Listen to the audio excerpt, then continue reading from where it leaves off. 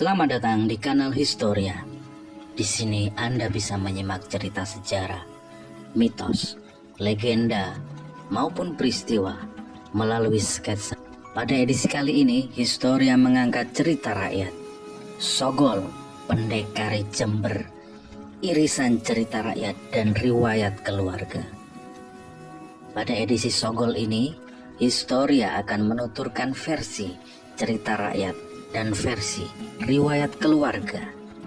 Jadi, simak sampai habislah.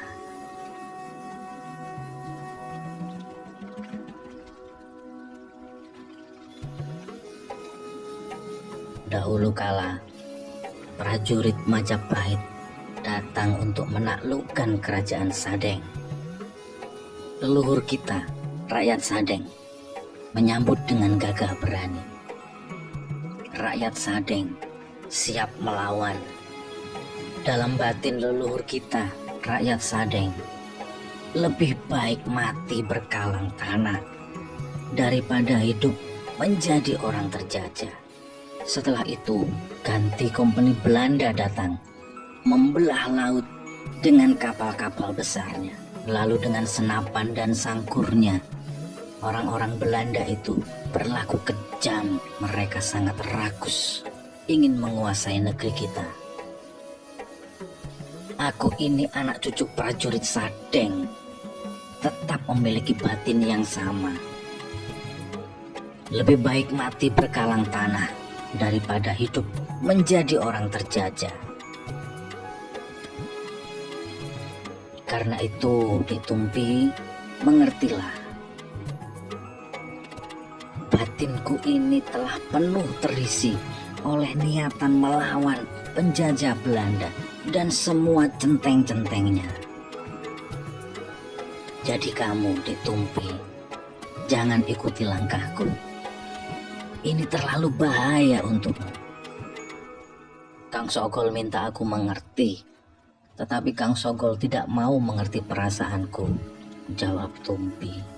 Aku mengerti kok isi hatimu, saut Sogol. Lalu kapan Kang Sogol akan memikirkan hubungan kita? Sampai kapan aku harus menunggu? Tanya Tumpi. Dengan tenang, Sogol menjawab. Sampai penjajah Belanda menyingkir dari tanah ini. Kapan itu terjadi? Aku juga tidak tahu. Karena itu, jangan menunggu aku, Ditumpi. Jawaban itu membuat mata Tumpi basah. Pemuda di hadapannya itu masih tetap kukuh pendiriannya, seperti saat masih sama-sama menjadi murid Bopo Guru. Sogol menghabiskan waktu dan pikirannya untuk melatih kemampuan kanuraganya demi cita-citanya untuk melawan Belanda dan centeng-centengnya, serta membela tiang alit atau rakyat kecil. Kekukuhan hati untuk melawan penjajah Belanda dan memperjuangkan rakyat kecil itulah yang justru membuat Tumpi semakin cinta kepada Sogol. Baiklah Kang, Tumpi merelakanmu menempuh jalan perjuanganmu. Tumpi akan selalu mendukungmu, ucap Tumpi. Sogol, Karman, Parman, Hamsah, dan Tumpi merupakan murid seperguruan Bopo Guru. Di antara mereka, hanya Sogol yang menjalani ilmu membagi hidup dengan makhluk lain. Sogol membagi hidupnya dengan seekor ayam jago yang diberi nama Tulak Songgo Bumi dan pohon randu tua bernama Akar Bandoro. Dengan ilmu itu, Sogol tidak akan mati selama bagian hidupnya itu masih ada. Tetapi hanya Parman dan Karman yang mengetahui ilmu membagi hidup yang dijalani Sogol. Tiga orang itu kemudian bersepakat menjaga rahasia tersebut bersama-sama. Namun Sogol sendiri yang akhirnya membocorkan rahasia itu kepada Tumpi. Sebab Sogol percaya perempuan yang mencintainya itu tidak akan membuka rahasia tersebut kepada orang lain. Rahasia itu pun dijaga baik-baik oleh Tumpi. Setiap hari Tumpi merawat ayam jago Tulak Songgo Bumi dan pohon randu Akar Bandoro. Bagi Tumpi, setidaknya ia bisa menjaga sebagian hidup pria yang dicintainya. Waktu berjalan. Setelah meninggalkan perguruan Bopokuru, Sogol kembali ke desanya di Sumur Kemuling. Sumur Kemuling saat ini masuk desa Sumberjo, Kecamatan Ambulu, Kabupaten Jember. Sogol sangat membenci penjajah Belanda maupun orang-orang pribumi yang rela menjadi antek-antek atau centeng Belanda. Nama Sogol sangat ditakuti, apalagi sosoknya yang terkenal sakti. Lalu sebagai bentuk pembelaannya kepada tiang alit, Sogol tidak ragu mencuri harta milik orang-orang yang bekerja kepada penjajah Belanda. Selanjutnya, harta hasil pencurian itu dibagi-bagikan Sogol kepada orang-orang miskin, rakyat kecil di Sumur Kemuling. Nah, kepulangan Sogol ke desanya berikut sepak terjangnya membuat Bayan Sarmidin gusar. Sebagai seorang bayan, kaki tangan penjajah Belanda, perbuatan Sogol membuat kredibilitas Bayan Sarmidin menurun. Bayan Sarmidin dianggap tidak mampu menjaga keamanan wilayahnya. Maka bagi Bayan Sarmidin, Sogol harus disingkirkan. Untuk itu, Bayan Sarmidin minta Ki Mukti, seorang dukun, agar menyingkirkan Sogol. Dengan bayaran tinggi yang dijanjikan Bayan Sarmidin, Ki Mukti percaya diri bisa menghabisi Sogol dengan santetnya. Malam itu, Ki Mukti mengirim santetnya. Bola api berputar-putar di atas rumah Sogol. Sogol langsung berkonsentrasi, memusatkan tenaganya, kemudian menghalau bola api tersebut. Setelah itu Sogol mengikuti kemana bola api tersebut kembali. Ternyata bola api santet itu masuk ke rumah Ki Mukti. Ki Mukti tersenyum, gulungan rambut yang menjadi bola api itu telah kembali. Ia berpikir Sogol telah habis, tetapi Ki Mukti terkejut saat melihat tidak ada darah sama sekali, maupun bau anyir darah pada gulungan rambut tersebut. Itu tandanya santetnya tidak berhasil mengenai sasaran. Lalu siapa orang yang telah mengembalikan santetku? Desis Ki Mukti. Dari luar rumah, Sogol berteriak, "Aku Sogol yang mengembalikan santetmu." Mendengar itu, Ki Mukti buru-buru keluar rumah. Ki Mukti sadar sedang berhadapan dengan orang yang mampu mengalahkan santetnya.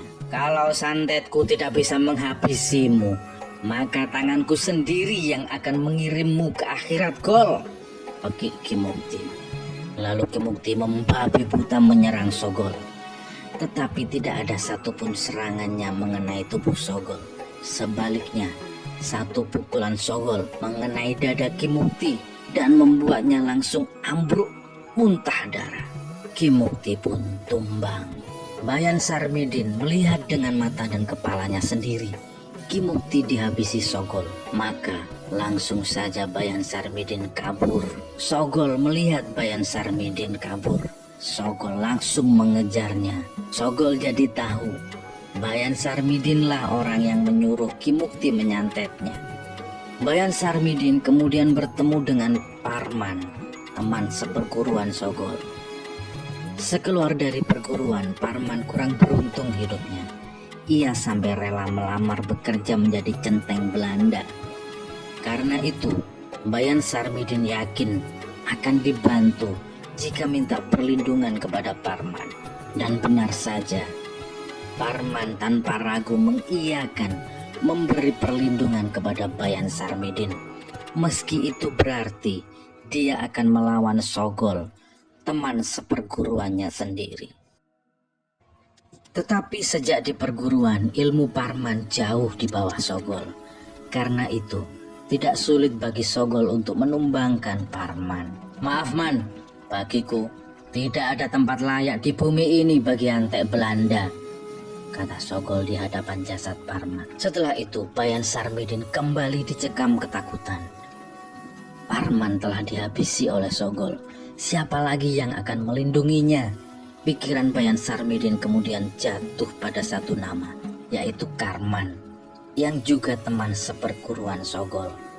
Lalu kepada Karman, Bayan Sarmidin meminta perlindungan. Ia menceritakan bahwa Ki Mukti yang biasa melindunginya sudah dibunuh Sogol. Berikutnya, Parman pun telah dihabisi. Mendengar Sogol menghabisi Parman, Karman marah. Setelah itu Karman ingat tentang ilmu membagi kehidupan yang pernah dijalani Sogol. Ayam jago tulak Songgo Bumi dan pohon randu akar bandoro itu harus dihabiskan lebih dulu, bisik hati Karman. Karman bersama Bayan Sarmidin kemudian mendatangi rumah Sogol. Mereka membawa paksa ayam jago tulak Songgo Bumi. Emak Sogol menangis dan berusaha menghalangi, tetapi tidak berdaya melawan. Lalu Tumpi datang menghadang Karman, hendak mengambil ayam jago tulak Songgo Bumi. "Jangan ikut campur Tumpi, ini urusanku dengan Sogol," kata Karman. "Kang Karman, aku mendukung perjuangan Kang Sogol. Jadi, apapun urusan Kang Sogol, menjadi urusanku juga," balas Tumpi. "Baiklah kalau itu maumu. Meskipun kamu adik seperguruanku, aku tidak akan ragu menyerangmu Tumpi," kata Karman. Kemudian langsung melancarkan serangan ke arah Tumpi. Tetapi sebelum serangan Karman menyentuh tubuh Tumpi, terdengar suara letusan senjata api. Timah panas bersarang di dada Tumpi. Tumpi pun tumbang oleh tembakan mantri polisi Belanda, Van Heiner. Karman marah kepada Heiner yang menembak mati Tumpi. "Ini adik seperguruanku, biar aku yang urus. Kenapa kamu ikut campur?" bentak Karman. "Diamlah. Siapapun yang terlibat membela Sogol adalah musuh, harus ditumpas," kata Van Heiner. "Lalu kenapa kamu membawa ayam jago itu?" kata Heiner mengalihkan pembicaraan. Karman lalu menjelaskan bahwa ayam jago itu adalah rahasia kesaktian Sogol. Kalau ayam jago itu mati, maka kesaktian Sogol akan hilang. "Sekarang menunggu apa lagi? Segera bunuh ayam jago itu," kata Heiner. Karman kemudian menggorok leher ayam jago tulak Songgo Bumi sampai terputus dari tubuhnya. Lalu tak disangka, setelah terputus, kepala ayam jago itu langsung menancap di pohon randu. Tak berapa lama kemudian, pohon randu tersebut mengering dan mati. Van Heiner bersama Karman dan Bayan Sarmidin kemudian bergerak mencari keberadaan Sogol. Sedangkan Sogol justru pulang setelah mendapat kabar dari Hamsa tentang keributan di rumahnya. Sogol mendapati tubuh Tumpi tidak bernyawa. Hati Sogol terluka. Tapi ia lebih terkejut lagi melihat ayam jago tulak Songgo Bumi sudah tidak ada. Tinggal kepalanya yang menancap di pohon randu. Sedangkan pohon randu itu pun telah mati mengering. Sogol seperti tahu apa yang akan terjadi pada dirinya. 2 jimat kesaktiannya telah habis. Sogol akhirnya hanya bisa berpamitan kepada emaknya, seperti akan pergi jauh dan tidak akan kembali lagi. "Sogol pamit ya mak," katanya. Emak Sogol hanya bisa menangis. Lalu kepada Hamsah, adik seperguruannya, Sogol berpesan satu hal. "Sah, nanti kalau sampai aku terbunuh, kuburkan aku di tanah Sumur Kemuling." "Tolong," kata Sogol. Hamsah mengangguk mengiyakan dengan tatapan sedih.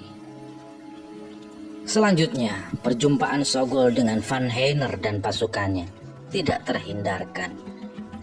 Mantri polisi Heiner yang memberi cap Sogol sebagai perusuh memerintahkan pasukannya menembaki Sogol tanpa ampun. Sogol terkejut. Tubuhnya akhirnya bisa tertembus peluru. Ia merasakan darah mengalir dari lubang-lubang tubuhnya yang tertembus peluru. Dan Sogol akhirnya tumbang. Kabar tertembaknya Sogol menggegerkan Sumur Kemuling. Orang ramai membicarakannya. Hamsah yang mendengar kabar itu kemudian berangkat memenuhi janjinya. Hamsah menguburkan tubuh Sogol di tanah Sumur Kemuling. Malam harinya, Emak Sogol mendatangi kuburan anaknya yang masih basah. Emak menaburkan bunga dan membasahi kuburan anaknya itu dengan air matanya. Lalu dalam tangisnya, emak merintih menagih janji mendiang suaminya. Tak lama setelah emak Sogol meninggalkan kuburan anaknya, keanehan terjadi. Tiba-tiba gundukan tanah itu bergerak-gerak. Sogol bangkit dari kematian dan keluar dari kuburnya. Sogol terdiam sejenak, mencoba mengingat-ingat apa yang telah dialaminya. Ia masih ingat tubuhnya tertembak, lalu mendadak semuanya gelap. Sogol sadar dirinya telah mati karena kesaktiannya telah hilang. Lalu mengapa kini ia bisa bangkit dari kematian? Perlahan-lahan Sogol mengingat bahwa dulu dia pernah mendapat ilmu rawa rontek dari bapaknya sebelum meninggal. Rupanya ilmu itu telah menyatu dalam diri Sogol. Bangkitnya Sogol menandai berlanjutnya perjuangan melawan penjajah Belanda dan para antek-anteknya. Bayan Sarmidin yang tengah berpesta merayakan kematian Sogol didatangi lebih dulu. Mata Bayan Sarmidin sampai nyaris meloncat keluar saat melihat Sogol hidup lagi dan berdiri di hadapannya. Lalu tanpa banyak cakap, Sogol menghabisi Bayan Sarmidin. Orang berikutnya yang ditemui Sogol adalah Karman, saudara seperguruannya yang telah mengkhianatinya. Karman pun terkejut melihat Sogol hidup lagi. "Ilmu apa lagi yang kamu miliki?" kata Karman dalam terkejutnya. "Tidak perlu ngomong ilmu, Kang. Kamu hanya perlu tahu tidak ada tempat bagi pengkhianat di tanah Sumur Kemuling.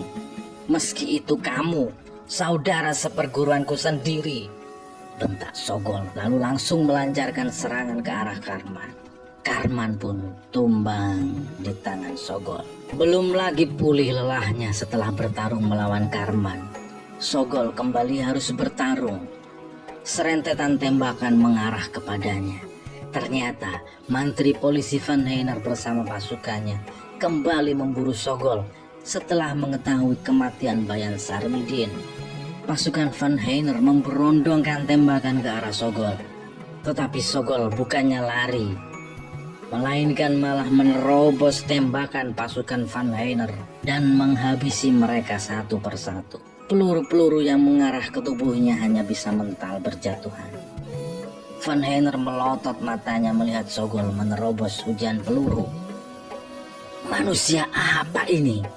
bisik Van Heiner dalam hati. Tanpa terasa, Van Heiner sudah berhadap-hadapan dengan Sogol. Lalu satu pukulan Sogol menghunjam dada Van Heiner hingga roboh dan muntah darah. Mantri Polisi Van Heiner pun tumbang. Sogol merupakan cerita rakyat yang membumi di Jember. Cerita pendekar Sogol banyak diangkat dalam karya sastra, terlebih diceritakan dalam lakon ludruk di Jawa Timur dengan judul Sogol Pendekar Sumur Gemuling atau Sogol Pendekar Kampak Pager Gunung.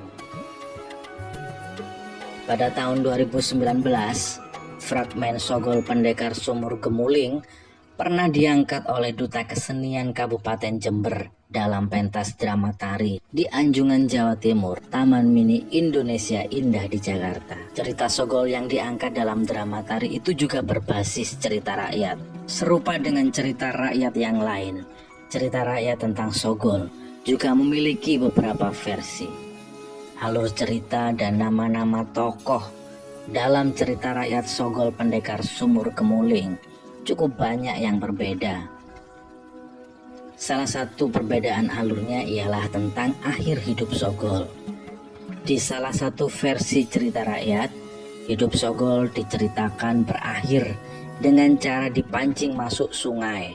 Kemudian takir pelontang dicemplungkan sebagai penanda keberadaan Sogol di dasar air. Saat tabir pelontang itu berhenti, di titik itulah peluru senapan diperondongkan.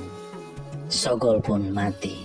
Beda-beda versi dalam cerita rakyat memang sangat wajar terjadi, sebab cerita rakyat memang bukan catatan sejarah.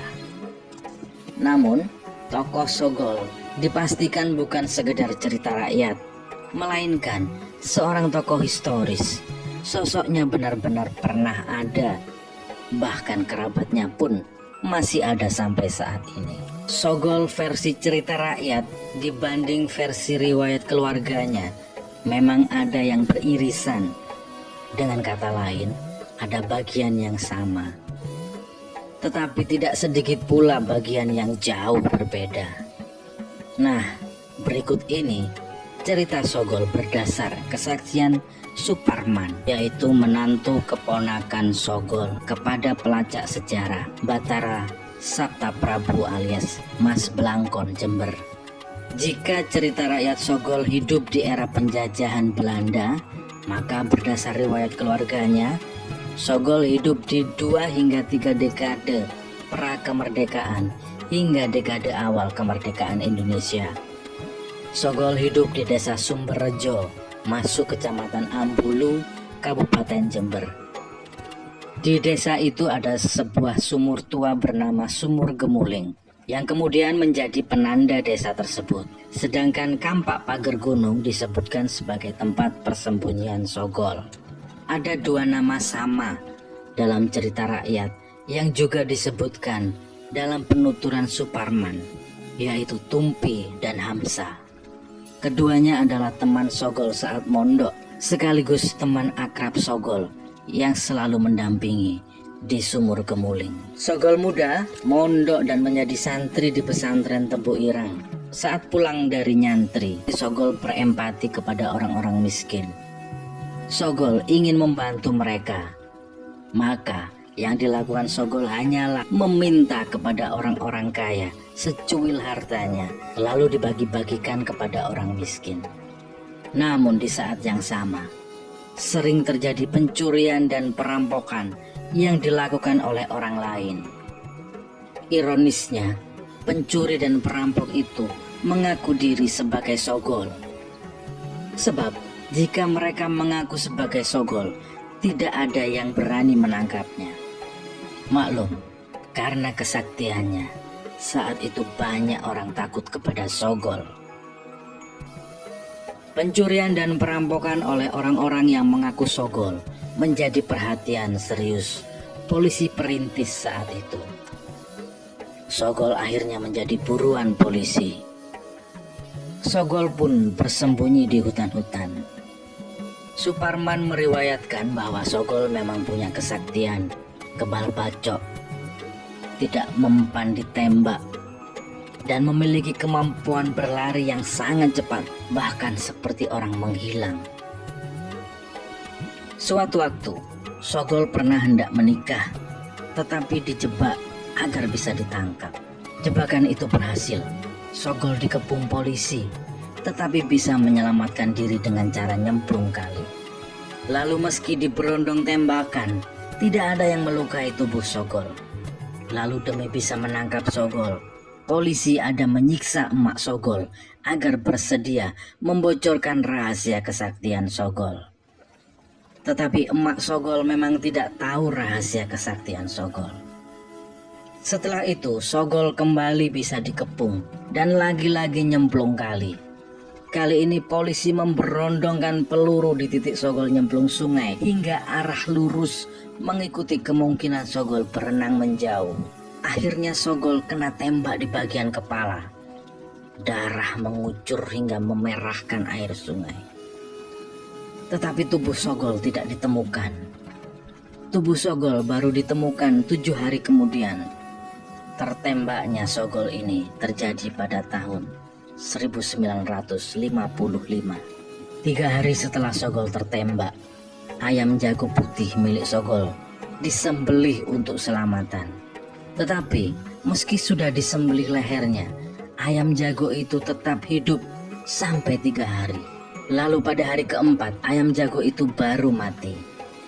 Dan di hari itu pula jasad Sogol ditemukan. Menurut Suparman, jimat kesaktian Sogol memang pada ayam jago putih tersebut. Tetapi saat itu tidak ada yang tahu kalau ayam jago tersebut adalah jimat kesaktian Sogol. Karena itu, saat Sogol hilang setelah tertembak, ayam jago tersebut disembelih untuk selamatan. Berdasar cerita yang dia dengar dari kakeknya itu, Suparman menegaskan bahwa Sogol tidak pernah mencuri, merampok, apalagi membunuh orang. Menurut Suparman, Sogol hanya dicemarkan namanya oleh pencuri dan perampok sebenarnya yang memakai nama Sogol, hingga akhirnya Sogol dituding sebagai perusuh. Nah sob, terlepas dari beda-beda versi cerita tentang Sogol, tetap ada pesan moral pentingnya, yaitu bahwa jika Anda sedang memegang kuasa, tetaplah memiliki empati dan keberpihakan kepada rakyat kecil.